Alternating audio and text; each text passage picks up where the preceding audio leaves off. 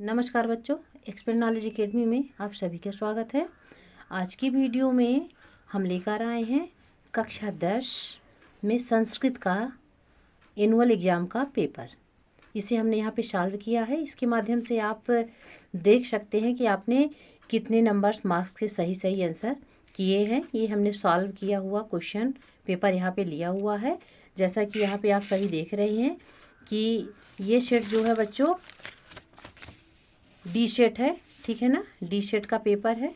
हालांकि सारे question paper same रहते हैं, बस क्या रहता है सेट वाइज उनके क्वेश्चन जो होते हैं वो आगे पीछे होते हैं, उस हिसाब से आप मैनेज कर लीजिएगा।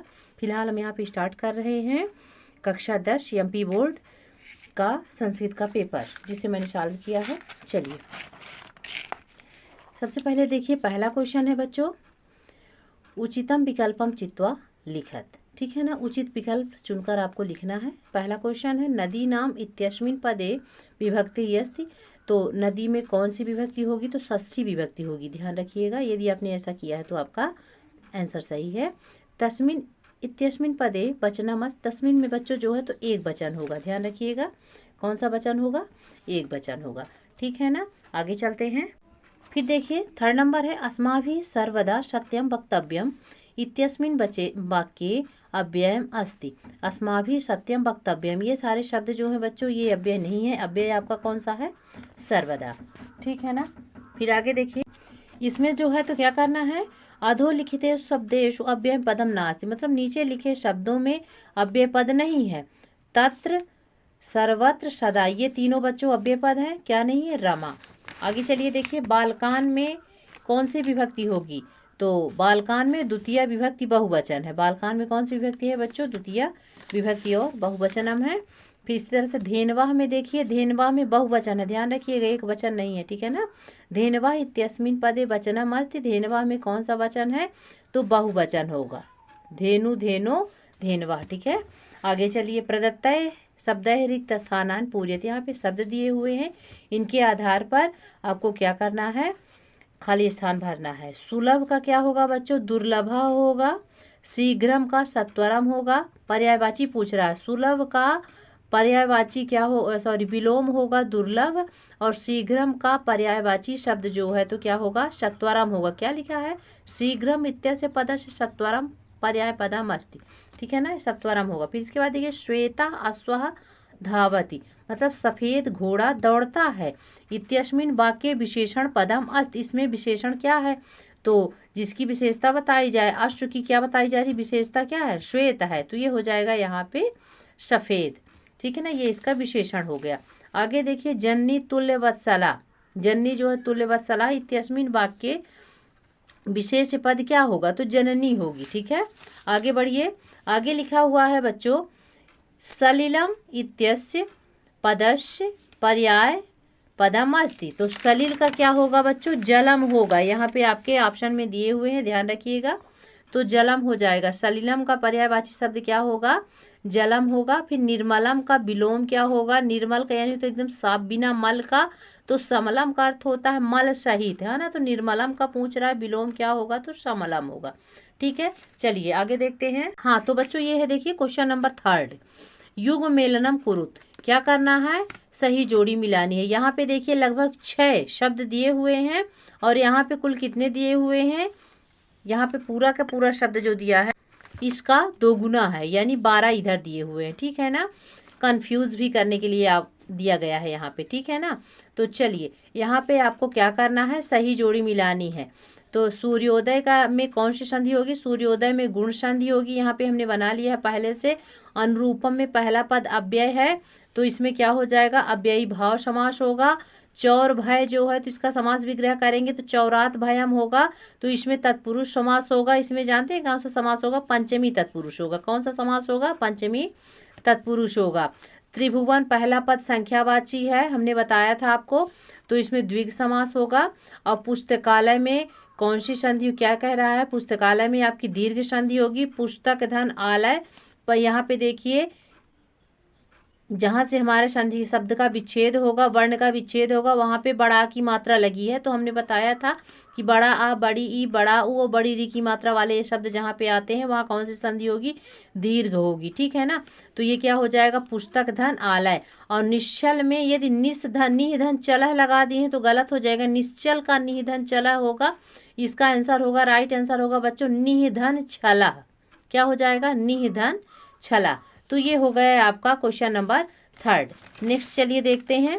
यहाँ पे देखिए लिखा हुआ है एक पदेन उत्तरम लिखत। एक शब्द से आपको उत्तर देना है बच्चों।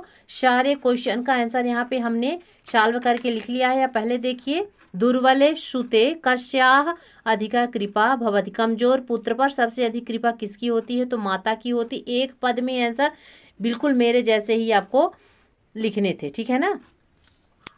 पिता पुत्राय किमियच्छत्, तो विद्याधनम। आदाय में कौन सा प्रत्यय होगा? तो ल्यप प्रत्यय होगा। कथ्युतुम में कौन सा प्रत्यय होगा? तो तुमर प्रत्यय होगा। पात्वा में कौन सा मतलब जिन दोनों को यदि आप जोड़ते हैं, ठीक है ना, तो यहाँ पे जो है जो शब्द बनेगा वो क्या होगा? तो पात्वा में पात्वा नहीं होगा, पावधन कत्वा में पीत्वा होगा। ध्यान रखिएगा, पीने के अर्थ में जो है तो पा धातु का प्रयोग किया जाता है, तो पा धन कत्वा यानी पीत्वा हो जाएगा। फिर अनिशम महानगर मध्य किम प्रचलित, ये आपके क्वेश्चन का 2 देखिए 3 क्वेश्चन आपके चैप्टर से आए हैं, बाकी ग्रामेटिकल पार्ट है, ठीक है ना।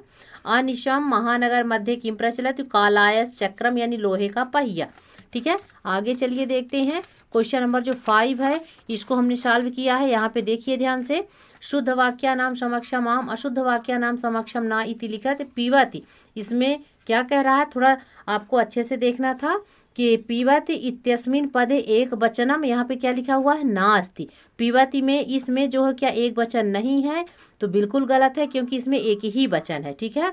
अपठत में क्या लंग लकार है? तो बिल्कुल सही है, हाँ अपठत में लंग लकार है, आम। फिर निर्गच्छति में उपसर्ग निर है, तो बिल्कुल सही है, उपसर्ग जो है तो निर है, ठीक है ना। अब प्रत्युपकार में क्या प्राउपसर्ग है? तो बिल्कुल नहीं, इसमें हो जाएगा, इसका जब हम संधि विच्छेद करते हैं, मान लीजिए शब्द का अलग करते हैं, तो प्रतिधन क्या हो जाएगा बच्चों? उपकार होगा। तो इसमें जो हमारा उपसर्ग पद आएगा तो वो क्या आएगा? प्रति आएगा, ठीक है ना। तो ध्यान रखिएगा, इसमें प्रा उपसर्ग नहीं है, ठीक है। फिर लभते इत्यस्मिन पदे क्या प्रथम पुरुष है? तो बिल्कुल सही है, लभते लभेते लभंते, ये प्रथम पुरुष एक वचन का है, ठीक है। फिर देखिए आसीत इत्यस्मिन पदे बहुवचन, बिल्कुल नहीं, आसीत जो है एक वचन में है, आसीत आस्ताम आसन। ध्यान रखिएगा, आसीत एक वचन में है, बहुवचन में नहीं है। तो यहाँ पे क्या हो जाएगा? ना हो जाएगा। तो ये हो गया बच्चों क्वेश्चन नंबर 5 में शुद्ध वाक्य नाम समक्षम आम और ना लिखना था, ठीक है। आगे बढ़ते हैं। यहाँ पे देखिए क्या करना है, जो हमारा अगला क्वेश्चन है बच्चों, इन सभी प्रश्नों के उत्तर यहाँ पे क्या लिखा हुआ है? प्रश्न क्रमांक 6 से है ना 10 तक सभी प्रश्नों के उत्तर आपको पूर्ण वाक्य में देना है, यानी एक वाक्य में देना है। ध्यान रखिएगा। तो यहाँ पे क्या लिखा हुआ है? मयूरम कथम नृत्य मुद्रायाम स्थितः भवति। तो हमने क्या आपको बताया था कि मयूरः पिच्छान उद्घाट नृत्य मुद्रायाम स्थितः भवति। इसका राइट आंसर क्या हो जाएगा? मयूरः पिच्छान उद्घाट नृत्य मुद्रायाम स्थितः भवति, ठीक है ना। मोर जो है अपने पंखों को फैलाकर नाचने की मुद्रा में होता है। फिर अथवा में क्वेश्चन था, अन्ते प्रकृतिमाता प्रविश्य सर्वप्रथम किम वदति। तो आपको लिखना था अन्ते प्रकृतिमाता प्रविश्य सर्वप्रथमम वदति। फिर डैश करना था, भो भो प्राणिनः यूयं सर्वे एव मे सन्तति कथम मिथम मिथः कलहम कुर्वन्ति इति। अरे प्राणियों, तुम सभी मेरी ही संतान हो, क्यों इस प्रकार से झगड़ा कर रहे हो। तो ये हो गया इस क्वेश्चन का आंसर। अगले क्वेश्चन है बच्चों, भूकंपस केंद्र बिंदु कह जनपद आसीत। इसका बहुत ही छोटा सा आंसर था, कहा हटा के आपको कच्छ लिख देना था। आंसर हो जाएगा पूरा आपका भूकंपस केंद्र बिंदु कच्छ जनपद आसीत, ठीक है। आगे देखिए, अथवा में जो क्वेश्चन है, समस्त राष्ट्रम कीदृशे उल्लासे मग्नम आसीत। संपूर्ण राष्ट्र किस प्रकार के उल्लास में मग्न था। तो लिखेंगे आप, ये समस्त राष्ट्रम नित्य नृत्य वाद गीत वादित्राणाम उल्लासे मग्नम आसीत। संपूर्ण राष्ट्र जो है गणतंत्र दिवस के किसमें था? गीत और नाच गाने के उल्लास में मग्न था। तभी जो है भूकंप का झटका महसूस किया गया था, ठीक है ना। जो हमारा चैप्टर कौन सा था? भूकंप विभीषिका। तो ये दोनों क्वेश्चन उसी चैप्टर से आए हुए हैं, ठीक है, ध्यान रखिएगा। अगला देखिए, मीनः कदा दीनम गतिम प्राप्नोति। मीन जो है कब दीन गति को प्राप्त होती हैं, है ना, या फिर मर जाती हैं, तो ये हो जाएगा यदा सरह संकोचम मंचति। जब तालाब का पानी क्या हो जाता है, सूख जाता है, सूखने लगता है, तभी जो है तो सारी मछलियां जो है दीन गति को प्राप्त होती हैं। तो लिखेंगे आप लोग कुछ इस तरह से, यदा मीनः, सॉरी इस तरह से नहीं लिखना, ऐसे लिखना है, यदा सरह संकोचम मंचति तदा मीनः दीनाम गतिम प्राप्नोति। ठीक है, ध्यान रखिएगा, यदा सरह संकोचम मंचति तदा मीनः दीना गतिम प्राप्नोति, है ना। लास्ट में इन आंसर को लिखना है। फिर आगे देखिए, इसका आंसर बहुत ही छोटा सा था। क्या कह रहा है क्वेश्चन कि कान पूरित्वा जलदः रिक्ता भवत, मतलब किसको भर करके, जलद यानी क्या होता है, बादल, खाली होता है। तो नाना नदी नद शतान पूरित्वा जलदः रिक्तः भवति। कई प्रकार की नदी, तालाब, विभिन्न प्रकार की, है ना, विभिन्न नदियाँ, तालाब, है ना, और सरोवरों को भर करके क्या हो जाता है, बादल खाली हो जाता है। ठीक है, आगे देखिए, कुशलवयो वंशज कर्ता का, कुश और लव के वंशज कौन थे, तो भगवान सहस्त्रीधीत बताया गया है उनको, अर्थात भगवान सूर्य जो है इनके वंशज थे, किसके, कुश और लव के। इसका आंसर हो जाएगा बच्चों इस तरह से, कुशलवयो वंशज कर्ता भगवान सहस्राधीति। ठीक है ना। यदि आप लोगों ने इस टाइप से सभी प्रश्नों के क्वेश्चन सॉल्व किए हैं, आंसर दिए हैं, तो निश्चित तौर पर आपके अच्छे मार्क्स आएंगे। आगे देखिए, अथवा में क्वेश्चन है, बुद्धिमती केन उपेता पितुर्गृहम प्रतिचालिता। बुद्धिमती जो है ना, किसके द्वारा, है ना, या किन दोनों को लेकर पिता के घर जा रही थी, तो पुत्र द्वयोपेता, मतलब उपेता यानी उतर लेकर, दोनों पुत्रों को लेकर जो है अपने पिता के घर जा रही थी। तो आंसर हो जाएगा बुद्धिमती पुत्र द्वयोः उपेता पितुर्गृहम प्रति चलिता। ठीक है, फिर देखिए आखिरी क्वेश्चन है, सुरभि इंद्रस्य प्रश्नस्य किम उत्तरम ददाति। तो लिखेंगे सुरभि इंद्रस्य प्रश्नस्य उत्तरम ददाति, किम हट जाएगा, उत्तरम हो जाएगा। ठीक है ना, जैसा कि यहाँ पे हमने लिखा है, सुरभि इंद्र से प्रश्न से उत्तरम ददाति हे बाशौ। यहाँ पे जो है संबोधन चिन्ह का प्रयोग किया गया है, हे बाशौ अहम पुत्र से दैन्यम दृष्टवा रोदीम इति, मतलब हे इंद्र, मैं जो है अपने पुत्र की दैन्य दशा को, है ना, दुख भरी दशा को देखकर रो रही हूँ। ठीक है, आगे देखिए, अस्माभि की दिशा वृक्ष सेवितव्या, मतलब हमारे द्वारा किस प्रकार के वृक्ष की जो है तो क्या करनी चाहिए, सेवा करनी चाहिए। तो फल अस्माभि फल छाया समन्विता महावृक्ष सेवितव्या, अर्थात हमें जो है फल और छाया से युक्त एक बड़े वृक्ष की क्या करनी चाहिए, सेवा करनी चाहिए, उसकी शरण में जाना चाहिए। ठीक है ना, आगे चलिए, अधोलिखितान वाक्यान घटनाक्रम अनुसार लिखित, ये सेकंड चैप्टर का है। ठीक है ना, बुद्धि सदा बलवती। ठीक है, तो इसमें पहला जो हमारा सेंटेंस बनेगा बच्चों ये होगा, इसको आप पहले नंबर पे लिखेंगे। पहला वाक्य जो बनाएंगे तो हो जाएगा मार्गे सा एकम व्याघ्रम अपश्यत, फिर लिखेंगे दूसरे नंबर में व्याघ्रमारी इयमित मत्वा पलायितः, फिर थर्ड नंबर हो जाएगा जम्बुको कृतो उत्साह व्याघ्र पुनः का नाम अगच्छत, लास्ट हो जाएगा प्रत्युत्पन्न मति सा श्रृगालम आक्षिपंत। ठीक है, तो ये हो जाएगा आपका घटनाक्रम। ठीक, आगे चलिए, यहाँ पे देखिए बच्चों वाच्य परिवर्तन किया गया है, ध्यान दीजिएगा। वाच्य परिवर्तन हमने बहुत ही अच्छे तरीके से आपको बताया था, इसकी हमने वीडियो भी बनाई थी। यदि आप लोगों ने सही तरीके से पढ़ा होगा निश्चित तौर पर ये सारी चीज़ें बन गई होंगी। ठीक है, क्या बताया था हमने कि कर्मवाच्य में कर्ता में तृतीया विभक्ति होगी, कर्म में प्रथमा विभक्ति होगी और क्रिया जो है उसके अनुसार चलेगी। तो हमने लिखा है क्या, छात्रः ग्रंथम पठत, तो हो जाएगा छात्रेण ग्रंथम पठ्यते। त्वया सत्यम कथितम, कर्तृवाच्य में इसको बदलेंगे तो हो जाएगा त्वम सत्यम कथितवान। ठीक है, फिर आगे देखिए, पिकाकः पिकस संततिम पाल्यते, तो कर्मवाच्य में बदलेंगे तो काकेन पिकस संतति पाल्यते। फिर देखिए, रेखांकित पदानि आधारित प्रश्न निर्माण आपको करना है। तो हमने इसको भी बताया था कि जो स्त्रीलिंगवाची शब्द हैं, है ना, और जो पुल्लिंगवाची शब्द हैं प्रश्न वाले, तो वो थोड़ी अलग अलग हैं, ध्यान रखिएगा। तो धेनु नाम का क्या हो जाएगा, काशाम माता सुरभि आशी, ध्यान रखिएगा आपको पूरे सेंटेंस लिखने थे, ठीक है। जितना इसमें लिखा हुआ जितना उतना ही आप लिखेंगे, और लास्ट में जहाँ यहाँ पे फुल स्टॉप है वहाँ पे आपको क्वेश्चन मार्क करना था। यदि आपने इस तरह से किया है तो सारे मार्क्स आपको मिलेंगे, ठीक है। हालांकि इसमें 2 ही करने हैं, तो मैंने सॉल्व सभी क्वेश्चन करा दिए हैं, सभी में आपको 2-2 क्वेश्चन करने थे, ठीक है।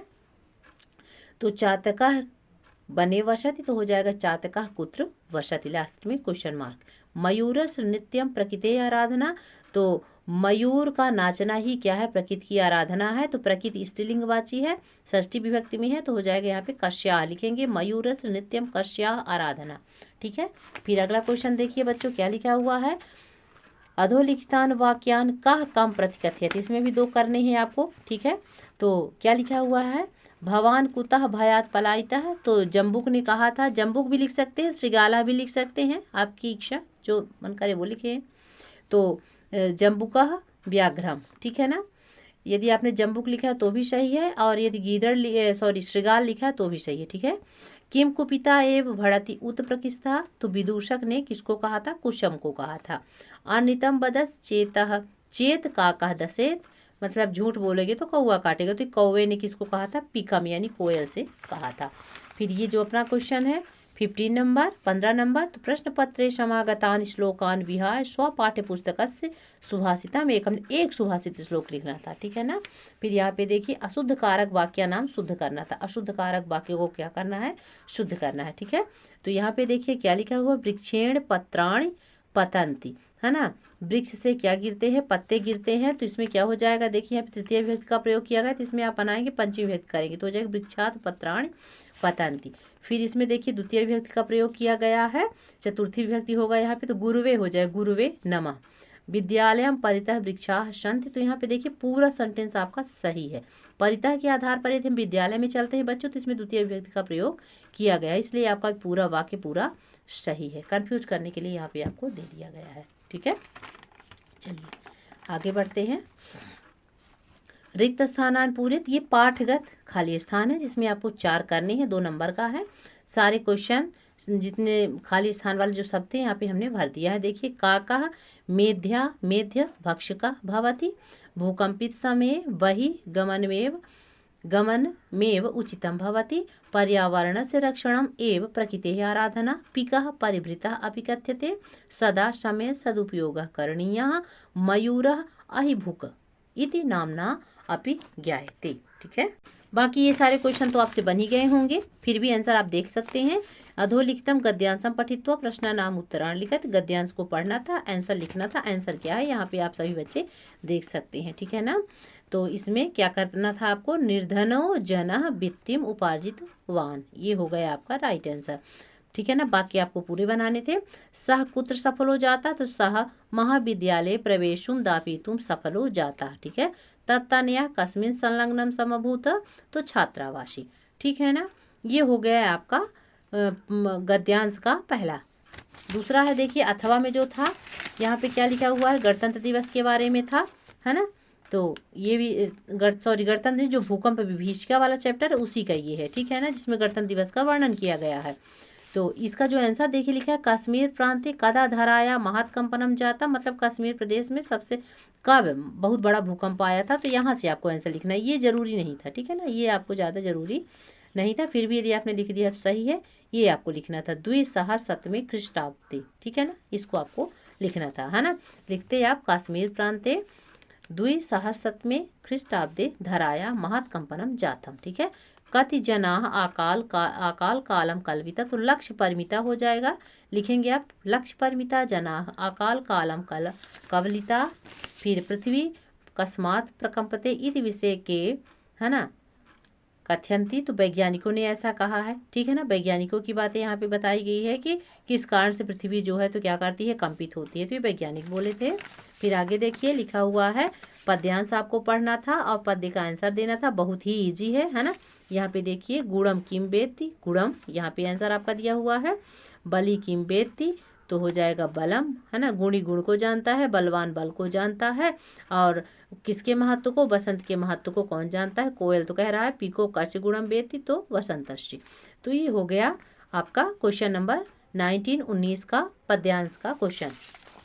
इसका अथवा में जो था तो आपके प्रथमा पाठा से दिया गया था, कज्जल मलिनम धूमम मुंचत सत्सक्टेयानम बाष्पयानमाला संधावत वितरंती ध्वानम। ठीक है ना।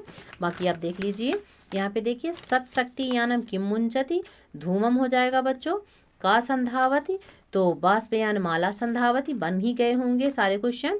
बाष्पयान माला ध्वानम वितरंती संधावती। ठीक है ना।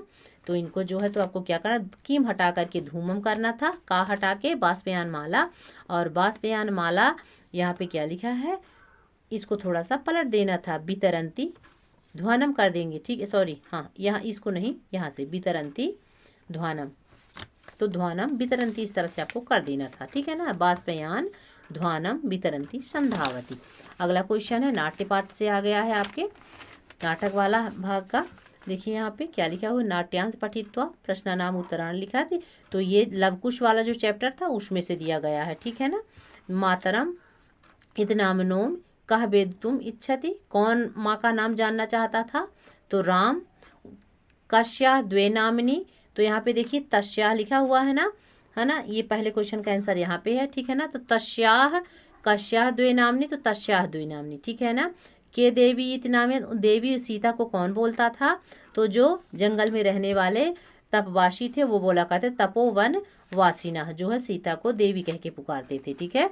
अथवा में जो दिया हुआ है तो ये सौहार्द प्रकृति शोभा का ये है अंश यहाँ पे दिया हुआ है, तो इसका आंसर यहाँ पे देखिए सारे आंसर हमने सॉल्व किए हैं। वन्य जीवा किम रक्षक पदम योग्यम न मान्यते, तो किसे जो है तो जंगली जीव जो है, जो जंगल में रहने वाले जीव थे, तो किसको राजा के पद की योग्य नहीं मानते थे, भक्षण करने वाले को, है ना।